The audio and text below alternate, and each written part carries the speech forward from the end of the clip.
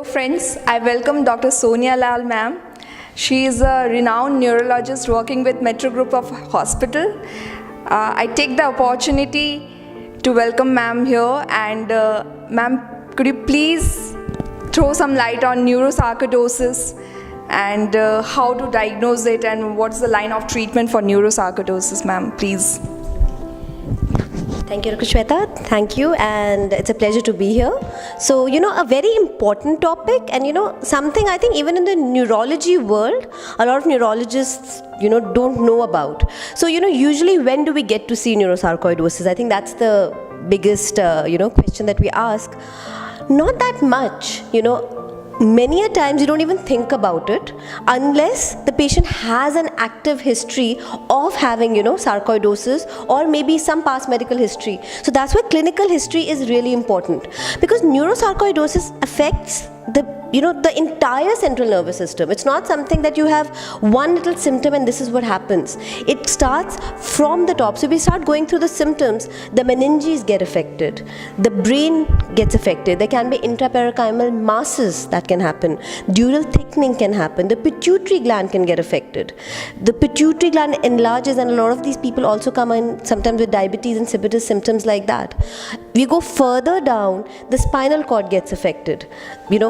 Further down, the nerves get affected. Peripheral neuropathy is actually a very common presentation of sarcoidosis, and sometimes I think the diagnosis is missed as well frequently, especially when they have small fiber neuropathy, which is extremely painful.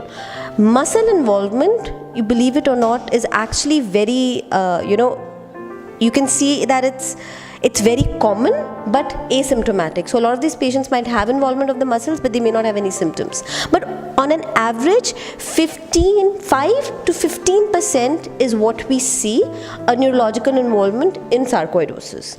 Now, once a patient comes in, what is the most common presentation? When the neurologist starts thinking, could this be sarcoidosis, neurosarcoidosis more specifically? That is basically cranial nerve involvement, and especially if it's the 7th nerve involvement. So they come in with bilateral facial nerve involvement. You start thinking, could this be neurosarcoidosis? Apart from that, of course, when there's meningeal involvement and everything, the diagnosis, the differential becomes very large, and you reach your diagnosis more by exclusion. But if somebody has an active history of sarcoidosis, then again you start thinking, could this be neurosarcoidosis? Now, once you start suspecting it, the biggest thing is, what tests should we do? So MRI of the brain, of course, is the first line that we go for. It's definitely preferred over the CT any day, unless of course there's some contraindication. We do MRI of the brain with contrast, or gadolinium enhanced MRI. Typically we would see lesions on that if there's leptomeningeal enhancement, more so in the base of the skull. You can start thinking, could this be sarcoidosis? Of course, looking into account the clinical history, symptoms and everything else. Apart from that, we also do a CSF analysis. Usually the CSF analysis in 30% actually can be sometimes normal too.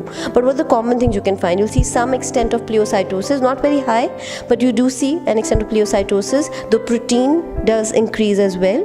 The glucose can be low too. So those are the common things. ACE levels in the CSF are typically found high in only approximately 55% of the cases. So we cannot be dependent always on ACE, but yes, if it comes high, the specificity is actually pretty high that most likely it could be sarcoidosis. So these are some things to keep in mind. Of course, when we're doing a CSF study, just because TB and sarcoidosis, they have such similar symptoms and there's such an overlap all the time. I think even for pulmonologists, sometimes it's a confusing thing. Always make sure you test, the patient for TB as well. Apart from that, once you do these basic studies, now let us suppose you have a patient with no previous history of sarcoidosis, and they're coming to you as the first presentation, then definitely it is important that they get the full workup done, the chest x-ray, the blood tests, a CT if required, a PET if required, depending on, whatever the patient's history is. But once the diagnosis is made, I think it is very important to start treatment as soon as possible, because neurosarcoidosis can definitely be, dangerous and can be life-threatening, especially in cases where patients start having seizures. In fact, the mortality of patients who end up having seizures is actually very high. So the moment they get diagnosed, they should be started on high dose steroids. Typically we go for 40 to 60 milligrams a day of prednisone. If they do not respond to that, then definitely the second line would be to put them on immunosuppressants, methotrexate, azathioprine, is that. And in some cases they've even done cranial irradiation where they have not responded to either of those in very complicated cases. And of course, I think the role is, it's a teamwork of the pulmonologist and the neurologist handling this, because yes, you can handle the sarcoidosis part, but a lot of times the neurologist is needed more for the supportive care. If somebody has small fiber neuropathy, for the pain management for that, if they have seizures, we'll manage that. So it's the team pretty much working together, but definitely I think the key thing everybody has to remember is, let us treat neurosarcoidosis as soon as possible and not delay treatment. Yeah, thank you. Thank you for highlighting such important points about neurosarcoidosis. Thank you, ma'am.